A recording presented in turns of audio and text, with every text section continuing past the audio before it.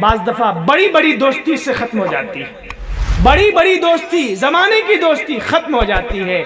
اس لیے ایک شخص کا مقولہ ہے، بہت اچھا مقولہ ہے، تعاشروا کالاخوان وتعاملوا کالاجانب، رہو تو بھائیوں کی طرح، رہو بھائیوں کی طرح، لیکن معاملہ کرو اجنبی کی طرح۔ ایک آدمی جس کو آپ پہچانتے نہیں، اس سے آپ کچھ خریدتے ہیں یا وہ آپ سے کچھ خریدتا ہے، 10 منٹ 15 منٹ 20 منٹ بحث ہوتی ہے، اتنے دام پر، ایسے دیکھتے ہیں ویسے دیکھتے ہیں، پلٹ کر دیکھتے ہیں، کیوں؟ اس لیے کہ اگر دھوکہ دیا تو پھر یہ ملے گا نہیں۔ تو اس آدمی نے یہ کہا کہ رہو بھائیوں کی طرح، مل جل کر رہو، ایک دوسرے کو کھاؤ کھلاؤ، لیکن اگر معاملے کی باری آئے، کچھ بیچنے کی، کچھ خریدنے کی، کچھ بدلنے کی، تو پھر اجنبی بن جاؤ، ایسے بن جاؤ گویا ایک دوسرے کو پہچانتے نہیں ہو، تاکہ معاملہ صاف صاف ہو۔ زمین آپ نے بیچی، اتنی زمین ہوگی، اتنی قیمت ہوگی، روڈ سائیڈ ہوگی یا اندر ہوگی، مان لیجیے ہے کہ نہیں ہے، فلاں خسرہ سے زمین ہوگی۔ اب مولوی بھی خسرہ کھاتا سیکھ گیا ہے ورنہ لوگ تو جانتے ہی نہیں تھے، سمجھ رہے ہیں، اللہ کا شکر ہے، سمجھ رہے ہیں، مولوی بھی کھاتا خسرہ پہچانتا ہے، ورنہ لوگ بہت بیوقوف بناتے تھے۔ اسی طرح اس میں کن کن لوگوں کا حق ہے؟ آپ نے باپ کی زمین بیچی اور کہا میرا صرف میری زمین ہے، اس میں آپ کے بھائی بھی شامل ہیں، مان لیجئے، تو دھوکہ نہیں ہونا چاہیے، اس لیے کہ آپ دھوکہ کریں گے تو اللہ کے رسول فرماتے ہیں من غش فلیس منا، جو دھوکہ دے وہ ہم مسلمانوں میں سے نہیں ہے۔ اور میں نے کہہ دیا کہ نماز سے دھوکہ نہ کھائیے، اور روزہ سے دھوکہ نہ کھائیے، آگے بڑھائیے، تسبیح سے دھوکہ نہ کھائیے، تہجد سے دھوکہ نہ کھائیے، یہ ساری چیزیں اپنی جگہ اہم ہیں۔ تہجد بہت ہی اہم عبادت ہے، تسبیح باعث ثواب ہے، لیکن آپ کو معلوم ہے دو حق ہے، ایک حق ہے اللہ کا اور ایک حق ہے بندے کا۔ اللہ کا جو حق ہے، آپ نے گناہ کیا، آپ نے کوئی گناہ کر دیا، کہیں جھوٹ بول دیا، یا کسی سے زنا سرزد ہو گیا، یا کسی نے چھیڑخانی کی، خدا نخواستہ نعوذ باللہ، یا آپ نے ایک وقت کی نماز چھوڑ دی، یا نماز میں دیر کر دی، سستی کر دی، تو اس کے لیے توبہ ہے، اور توبہ کے لیے 3 شرط ہے۔ الاقلاع عن المعصیہ، سب سے پہلے تو اس گناہ کو چھوڑ دینا ہے۔ نماز چھوٹ گئی تھی، اب نہیں چھوڑیں گے، آج سے نماز شروع کر دیں۔ جھوٹ ہم نے بول دیا تھا، جھوٹ بولیں گے نہیں۔ الاقلاع عن المعصیہ، دوسری شرط ہے الندامۃ علی فعلھا، کل ہم نے جو نماز چھوڑی ہے بہت شرمندہ ہوں، اے اللہ آپ کے سامنے بہت شرمندہ ہوں، بہت افسوس ہے کہ آپ کے حکم کی کل اطاعت نہیں ہو سکی، نماز ہم نے چھوڑ دی، تو جو آپ نے کام کیا تھا غلط، اس پر آپ کا دل شرمندہ ہو کہ یہ کام ہم نے غلط کیا تھا۔ تیسری شرط ہے العزم علی اللہ یعود الیہا، اس بات کا پختہ ارادہ ہو جائے کہ آئندہ اب کبھی ہم ایسا نہیں کریں گے، نماز چھوٹ گئی ہے انشاءاللہ اب نہیں چھوٹے گی، کسی موقع سے جھوٹ بول دیے تھے اب نہیں بولیں گے، کہیں بدنگاہی ہو گئی تھی اب نہیں کریں گے۔ یہ 3 شرط تو بندوں کے حق کے سلسلے میں ہے، اللہ کے حق کے سلسلے میں ہے، لیکن اگر بندے کا حق ہے تو ایک چوتھی شرط ہے، ایک چوتھی شرط ہے، اگر آپ نے کسی کی زمین غصب کی ہے تو وہ زمین آپ اسے واپس کریں، یہ چوتھی شرط ہے۔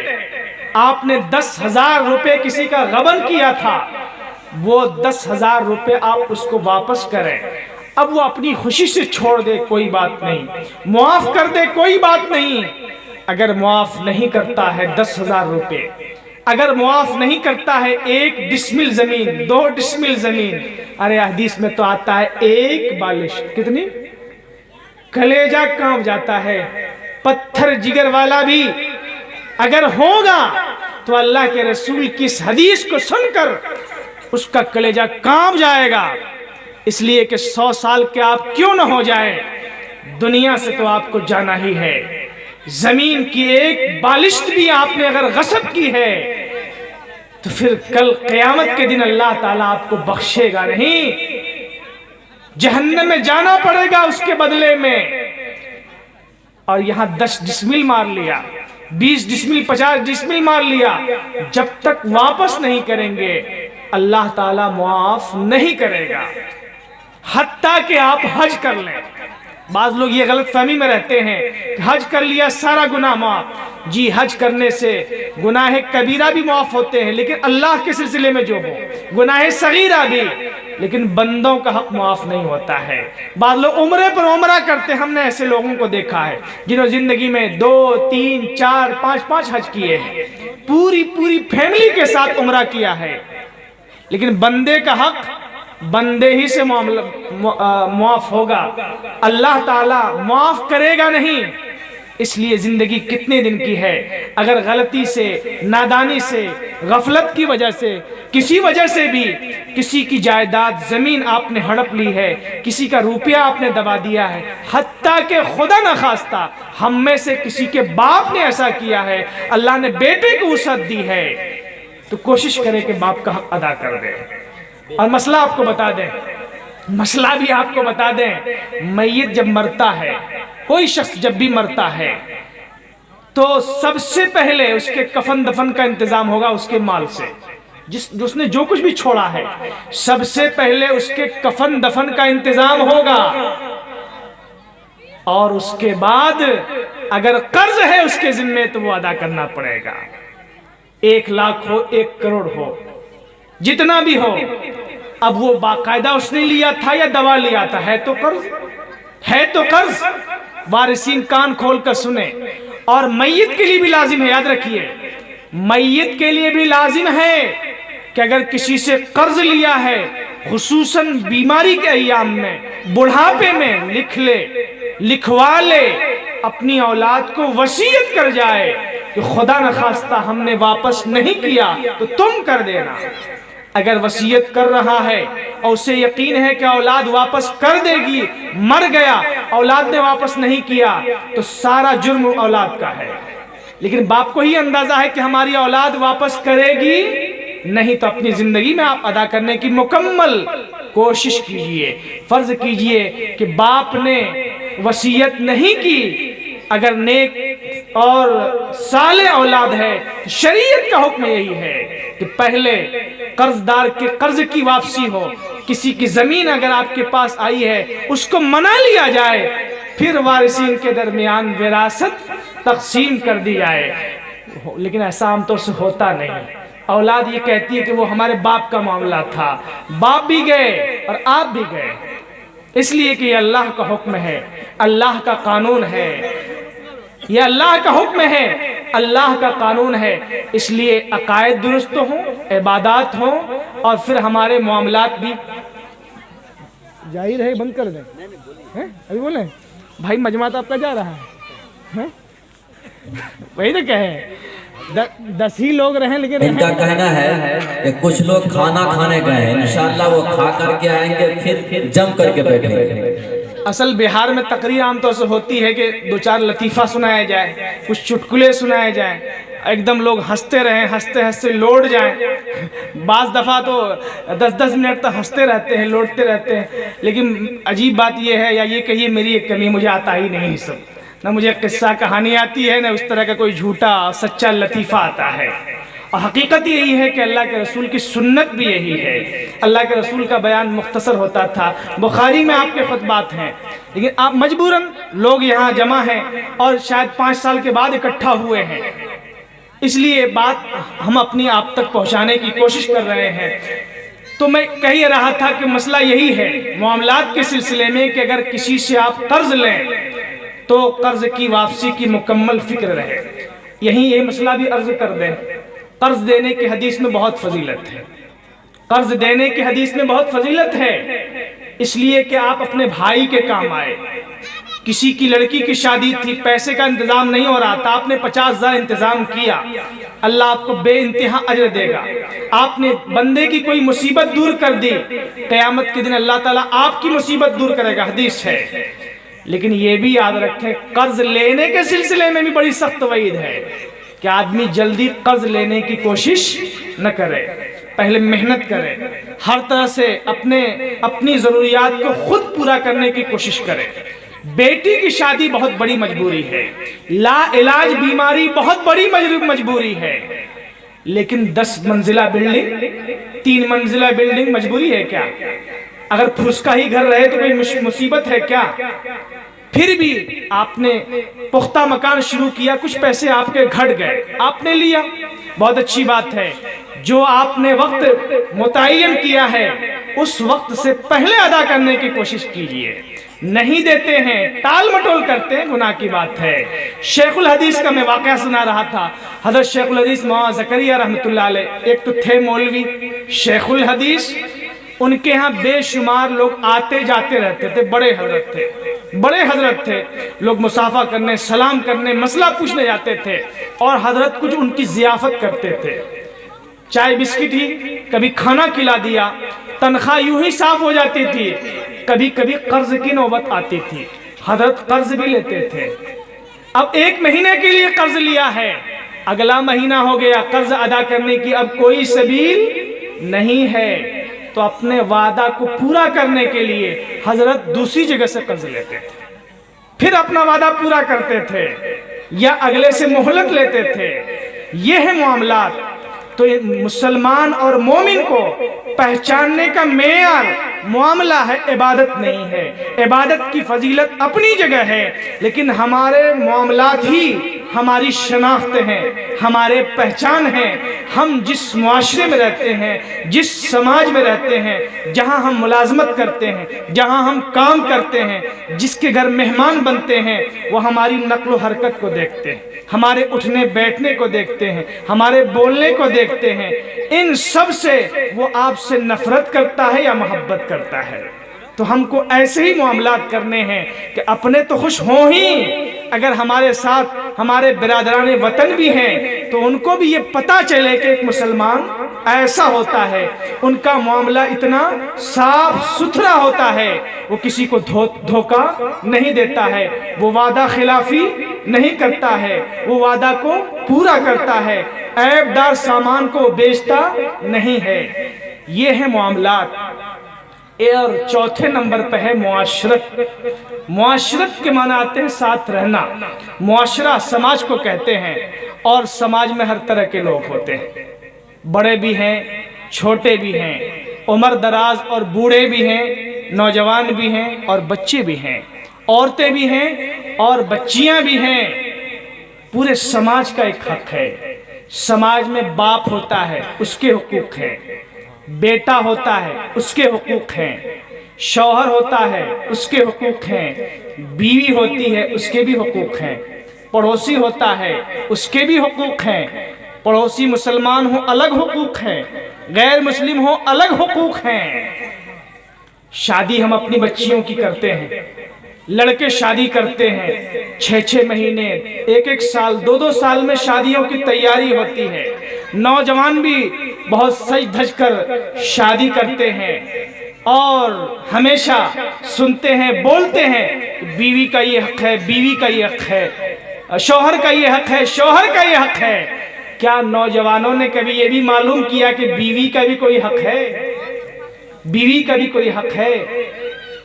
جس معاشرے میں آپ صلی اللہ علیہ وسلم کی بعثت مبارکہ ہوئی تھی، اس میں سب سے زیادہ ظلم عورتوں کو ہوتا تھا۔ آپ صلی اللہ علیہ وسلم تشریف لائے تو شراب پی جاتی تھی، آپ صلی اللہ علیہ وسلم تشریف لائے تو فقر و فاقہ کے ڈر سے بچوں کو زندہ قبر میں ڈال کر دفن کر دیا جاتا تھا۔ اسی وجہ سے قرآن نے اشارہ صرف کیا ہے وَإِذَا الْمَوْءُودَةُ سُئِلَتْ بِأَيِّ ذَنبٍ قُتِلَتْ۔ قیامت کے دن اس چھوٹی بچی سے، اس ننھی بچی سے پوچھا جائے گا جس کو دنیا میں زندہ دفن کر دیا گیا، کس جرم میں تمہیں قتل کیا گیا ہے؟ مفسرین لکھتے ہیں کہ قرآن کا اسلوب بھی عجیب ہے۔ قرآن یہ نہیں کہتا ہے کہ کس جرم میں تم کو قتل کیا گیا، یہ خطاب نہیں کرتا ہے۔ یہ معاملہ اتنا سنگین ہے جو اس لائق ہے ہی نہیں کہ اس میں خطاب کیا جائے، اس لیے قرآن نے اس کو ایک طرح سے مبہم رکھا ہے۔ اتنا سنگین جرم ہے۔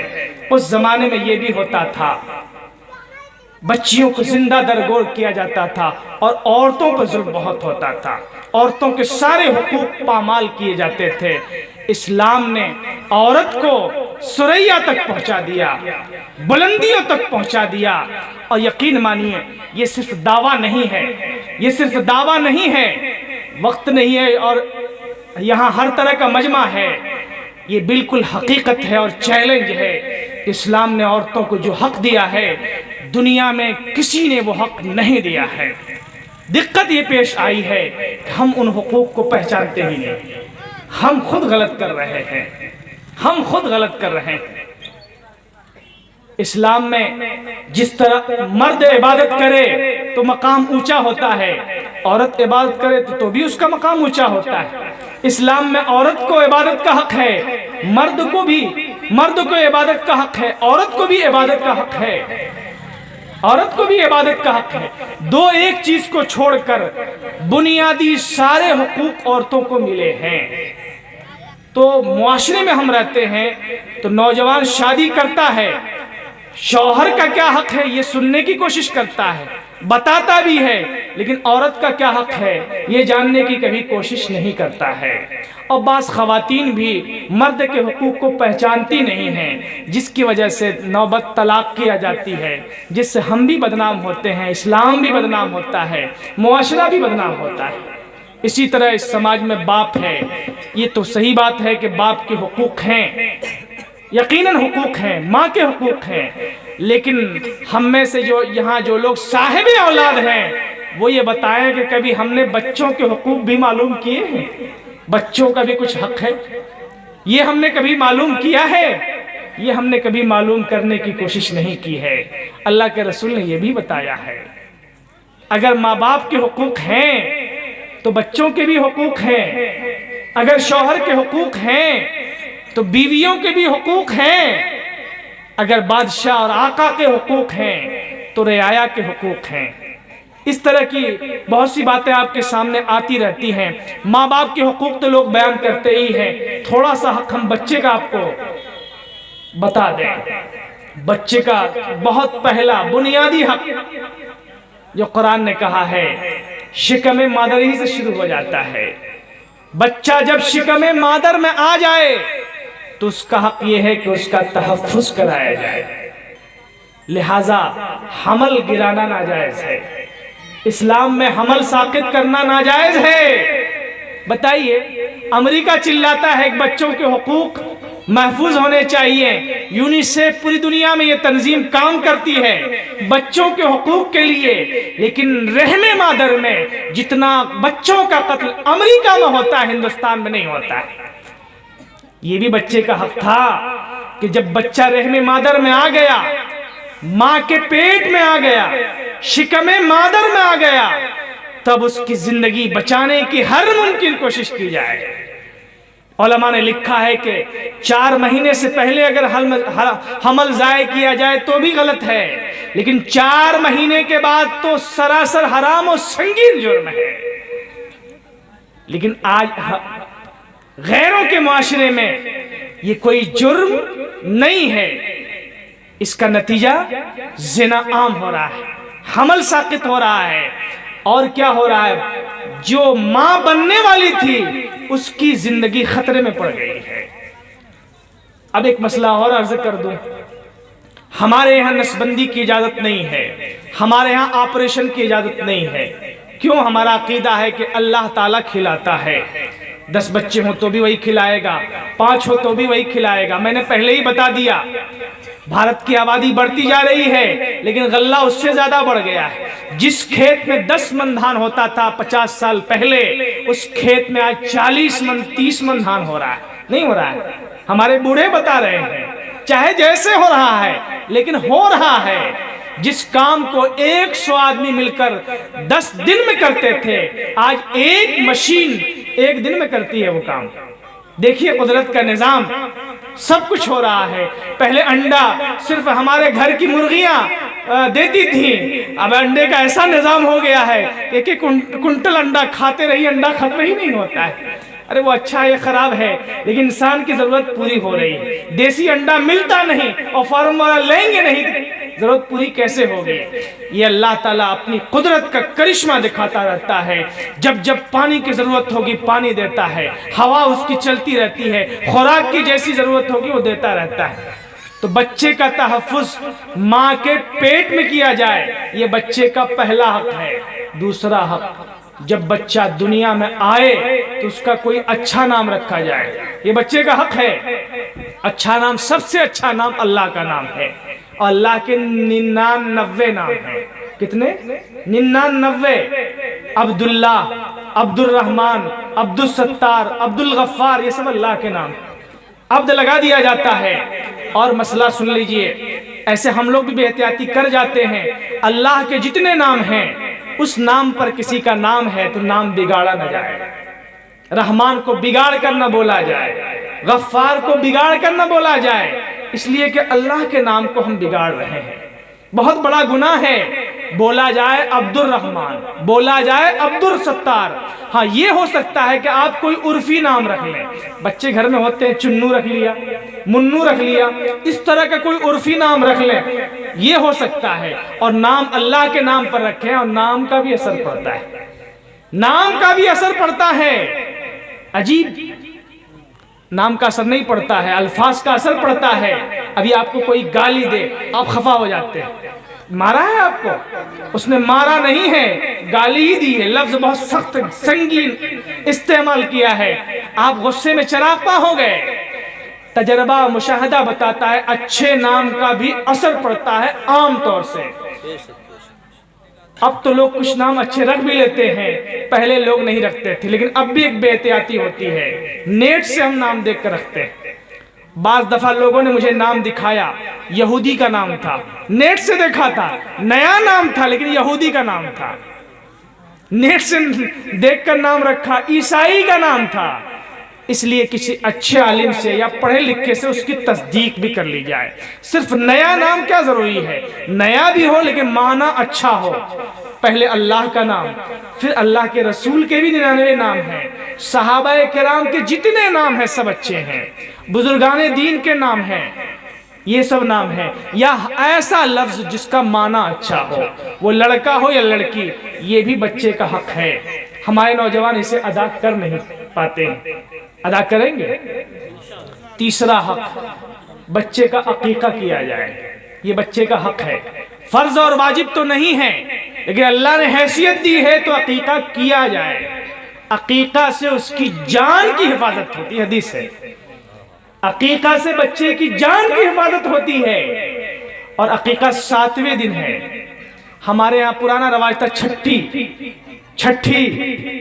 چھٹی کی کوئی ضرورت نہیں ہے، عقیقہ مستقل سنت ہے، اس لیے 7ویں دن کیجئے، یا بچہ جس دن پیدا ہوا اس سے ایک دن پہلے کبھی بھی کر لیجئے۔ جمعہ کو پیدا ہوا ہے، جمعرات کو کر لیجئے، جمعرات کو پیدا ہوا ہے، بدھ کو کر لیجئے۔ 7 دن میں، 7 مہینے میں، 2 مہینے میں، 3 مہینے میں، 1 سال میں، بالغ ہونے سے پہلے یہ بہتر ہے۔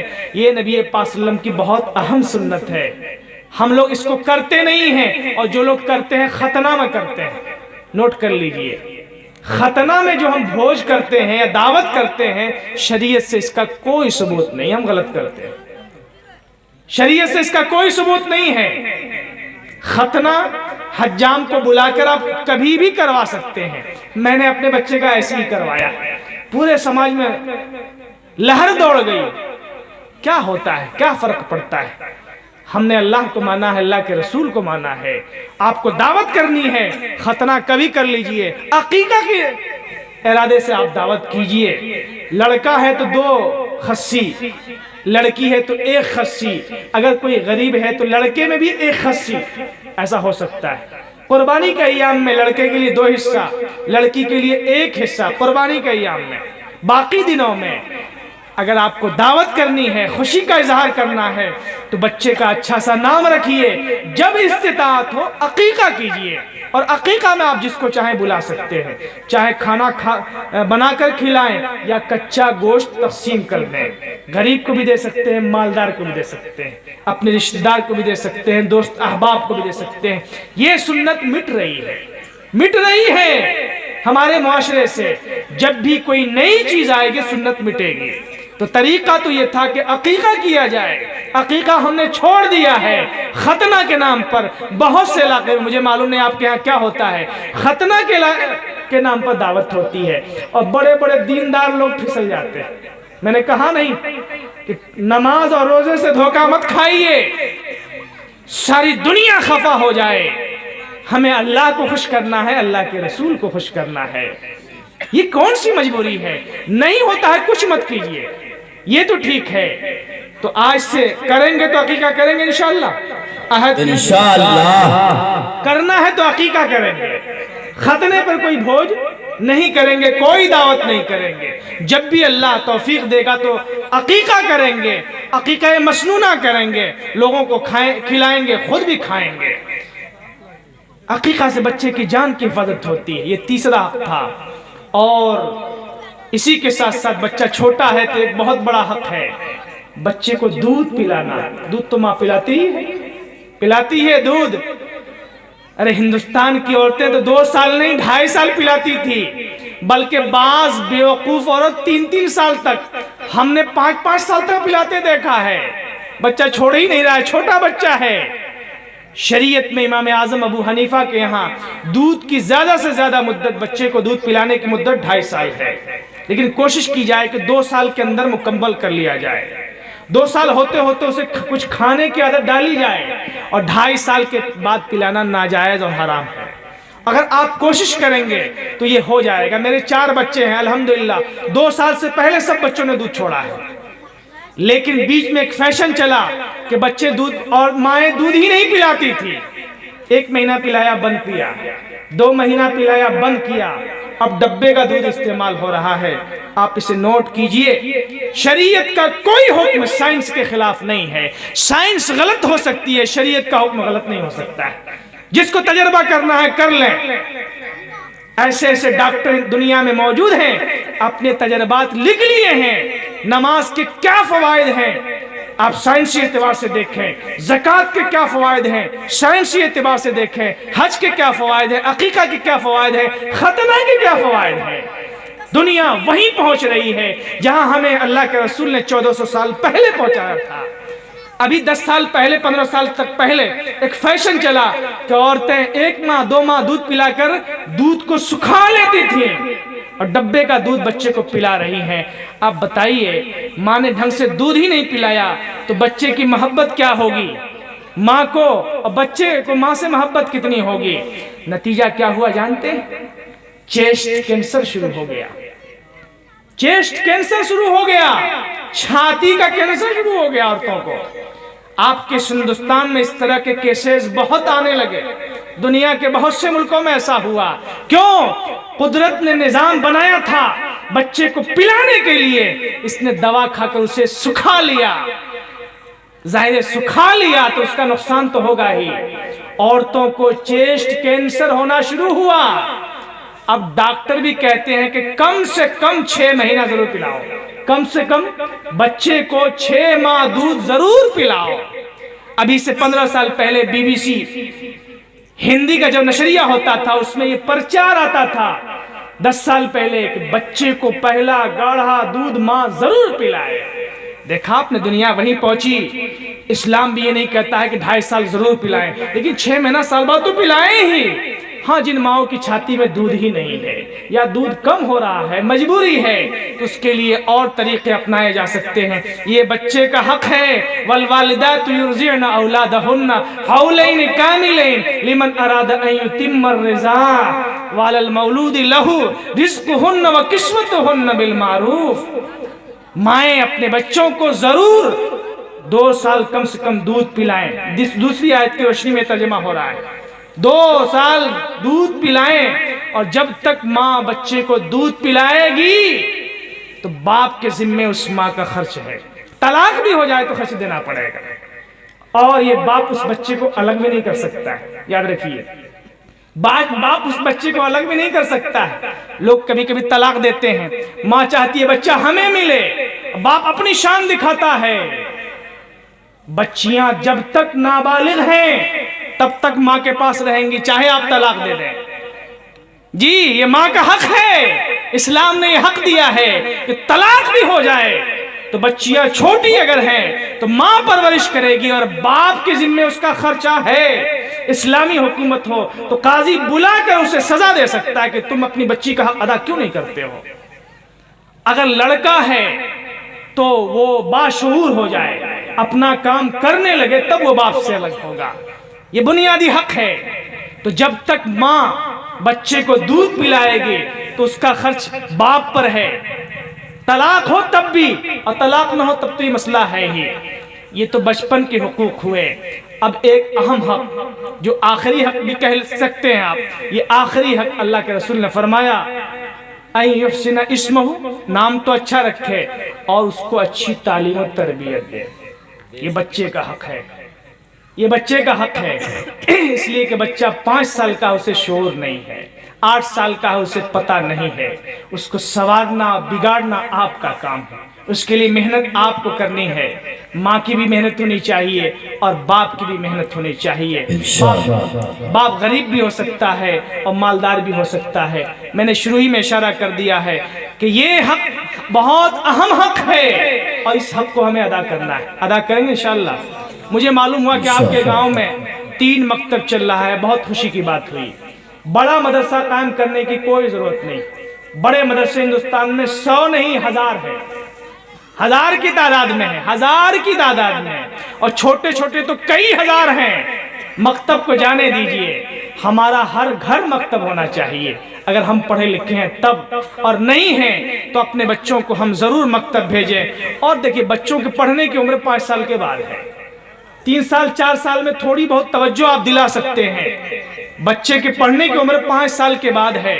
تو ایک ایک بچہ کو قرآن پڑھا دیں، اردو پڑھا دیں، دعائیں سکھا دیں، اور مزید نوٹ کیجئے 1-2 پارے یاد کرا دیں، 1-2 پارہ یاد کرا دیں زبانی، تاکہ فجر کی نماز پڑھ سکے، پڑھا سکے۔ جنرل ضیاء الحق پاکستان کے وزیر اعظم تھے، اصل میں فوجی جنرل تھے، تختہ الٹ کر وہ وزیر اعظم بنے تھے، لیکن اسلام پسند تھے۔ ان کا ایک واقعہ لکھا ہے، دوسرے ملک میں تھے اور ان کے سفیر دائیں بائیں تھے، اندر مسجد تھی سفارت خانے میں، اور 10-20 لوگ تھے، نماز کا وقت ہو گیا، اتفاق سے امام صاحب نہیں آئے، جنرل ضیاء الحق مصلی پہ کھڑے ہو گئے، نماز پڑھائی انہوں نے۔ فوجی جنرل، ابھی سے 25-30 سال پہلے کا واقعہ ہے، تو قرآن پڑھ کر رہیں گے تب تو، یہ نوبت کبھی بھی آ جاتی ہے، پڑھے رہیں گے تب تو۔ 1-2 پارے، اما پارہ 29واں پارہ، اور بچیوں کو سورہ رحمان ضرور یاد کروائیں، سورہ یاسین ضرور یاد کروائیں، سورہ واقعہ ضرور یاد کروائیں۔ رزق کی تنگی کی بات کرتے ہیں، جو آدمی کثرت سے سورہ واقعہ پڑھے، اللہ کے رسول فرماتے لم تصیبہ فاقۃ ابدا، وہ کبھی فقر و فاقہ میں مبتلا نہیں ہوگا۔ ہم سورہ واقعہ جانتے ہی نہیں ہیں، پڑھتے ہی نہیں ہیں، کہاں سے یہ مسئلہ ہمارا حل ہوگا؟ تو یہ بچے کا بہت بنیادی حق ہے، کیا ہم لوگ ادا کریں گے؟ انشاءاللہ العزیز ادا کریں گے۔ یہ سارے حقوق آپ نے ادا کیے، اب زندگی بھر آپ کی اولاد کو آپ کا حق ادا کرنا ہے۔ جی تو تھوڑا سا ماں باپ کے حق بھی عرض کر ہی دوں، اس لیے کہ بڑی تعداد میں نوجوان ہیں۔ سب سے پہلے تو میں یہی کہوں گا کہ ماں باپ کی اہمیت کا اندازہ صحیح معنی میں ماں باپ کے رہتے ہوئے ہوتا ہی نہیں ہے۔ جن کے ماں باپ دنیا سے چلے گئے ہیں، ذرا ان کے دل سے پوچھئے، آج کروڑوں کی جائیداد ہے، ان کی طبیعت مچلتی ہے، کاش میری ماں زندہ ہوتی اور اس محل کو دیکھتی۔ آج بے شمار کھانے ان کے ہاں بنتے ہیں، کسی طرح کی کوئی دقت نہیں ہے، 4 چکا گاڑی ہے، اس کے دل میں آتا ہے کاش میرا باپ زندہ ہوتا، میں اسے 4 چکے سے ہاسپٹل تک پہنچاتا۔ اس لیے نوٹ کیجئے، میں چونکہ 22 سال باہر رہا ہوں، گھر میں رہتے ہوئے بھی ماں باپ کی اتنی اہمیت نہیں ہوتی ہے جتنا پردیس میں ہوتی ہے۔ ماں باپ کی محبت تمام شک و شبہ سے بالاتر ہے۔ نوٹ کریں نوجوان، لوگ ماں باپ کو گالیاں دے دیتے ہیں، سمجھ سے باہر ہے۔ مسلمانوں میں یہ سب ہو رہا ہے، لوگ ماں باپ پر الزام عائد کر لیتے ہیں، ان کی سمجھ غلط ہو سکتی ہے، سوچنے کا انداز غلط ہو سکتا ہے، غلط فہمی ہو سکتی ہے، لیکن ماں باپ کی محبت تمام شک و شبہ سے بالاتر ہے۔ اور خصوصاً ماں کی محبت اس لیے اللہ کے رسول نے تو فرمایا الجنت تحت اقدام امہاتکم، جنت کو تلاش کرتے ہو صرف سجدوں سے، صرف نماز سے جنت نہیں ملے گی، جنت تو تمہاری ماں کے قدموں کے نیچے ہے۔ قرآن نے اس لیے کہا کہ ماں باپ کی اطاعت کرو اور کبھی بھی اس سے جھڑکو مت، اسے اف مت کہو۔ اور ایک جگہ قرآن نے کہا وَإِن جَاهَدَاكَ عَلَىٰ أَن تُشْرِكَ بِي مَا لَيْسَ لَكَ بِهِ عِلْمٌ فَلَا تُطِعْهُمَا، ماں باپ کی مکمل اطاعت کرو، لیکن شرک کا حکم دے، ظلم کا حکم دے، غلط کام کا حکم دے، اس میں اطاعت نہیں ہے۔ جائز تمام کاموں میں ماں باپ کی اطاعت لازم ہے، حتیٰ کہ ماں اگر غیر مسلمہ ہے، اپنے ہاں تو ایسا کم ہی ہوتا ہے، لیکن جن ممالک میں لوگ اسلام قبول کرتے ہیں، ماں اگر غیر مسلمہ بھی ہے تو حکم یہی ہے کہ اس کی اطاعت کرنی ہے، ان کی خدمت کرنی ہے۔ جی مشہور تابعی ہے اویس قرنی رحمت اللہ علیہ۔ اویس قرنی، قرن ایک علاقہ ہے یمن کا، یمن مکہ المکرمہ سے ذرا فاصلے میں ہے، ابھی تو ایک مستقل سلطنت کی حیثیت اس کی ہے، ایک تابعی ہے۔ آپ صلی اللہ علیہ وسلم نے ارشاد فرمایا ایک موقع سے کہ یمن کا ایک شخص آئے گا، اس کا ایسا ایسا حلیہ ہوگا، یہ شکل ہوگی، یہ لباس ہوگا، یہ چلنے کا انداز ہوگا، جب وہ تمہارے پاس آئیں تو تم ان سے دعا کرانا اپنے حق میں، جن کے لیے وہ دعا کریں گے انہیں جنت ملے گی۔ حضرت عمر فاروق رضی اللہ عنہ کا زمانہ ہے، وہ ایسے قرنی آئے ہیں، حضرت عمر فاروق کو معلوم ہوا ہے، حضرت ان کی خدمت میں تشریف لے گئے اور دعا کی درخواست کی، لیکن یہ مقام ان کو ملا کیسے؟ محدثین لکھتے ہیں کہ آپ صلی اللہ علیہ وسلم کا زمانہ انہوں نے پایا ہے، مدینہ منورہ میں حضور موجود ہیں، صحابہ کرام آپ کو دیکھ کر ایمان لا رہے ہیں، آپ کی خدمت میں حاضر ہو رہے ہیں، دین سیکھ رہے ہیں، نماز پڑھ رہے ہیں، لیکن اویس قرنی اس لیے نہیں آ سکے کہ ان کی ایک بوڑھی ماں تھی، بوڑھی ماں کی وجہ سے ان کو یہ مقام ملا ہے۔ کہاں ہے؟ تو ماں باپ کا حق یہ ہے کہ ان کی جائز چیزوں میں ان کی اطاعت کی جائے، یہ پہلا حکم ہے، جائز چیزوں میں ان کی اطاعت کی جائے۔ دوسرا حکم ہے کہ ان کی خدمت کی جائے، جسمانی خدمت ہو یا مالی خدمت ہو۔ ماں باپ بوڑھے ہو گئے، اب وہ کما نہیں سکتے ہیں، تو ان کے کھانے پینے کا انتظام اولاد پر ہے، ایک اولاد ہو، دو ہو، تین ہو، ان سب کی ذمہ داری ہے کہ ماں باپ کے کھانے کا انتظام کرے، اور اگر وہ بیمار ہیں، بستر پہ پڑے ہوئے ہیں، کپڑا بدلنے کی ضرورت ہے، دائیں بائیں کرنے کی ضرورت ہے، تو کوشش کرے یہ خدمت خود سے کرے۔ اگر گھر نہیں رہتا ہے، باہر رہتا ہے، تو کسی سے کرانے کی کوشش کرے۔ یہاں ایک بات اور عرض کر دوں، ایسے میں لوگ تو خدمت کرتے نہیں ہیں، اور کرتے ہیں تو بیوی سے کرواتے ہیں۔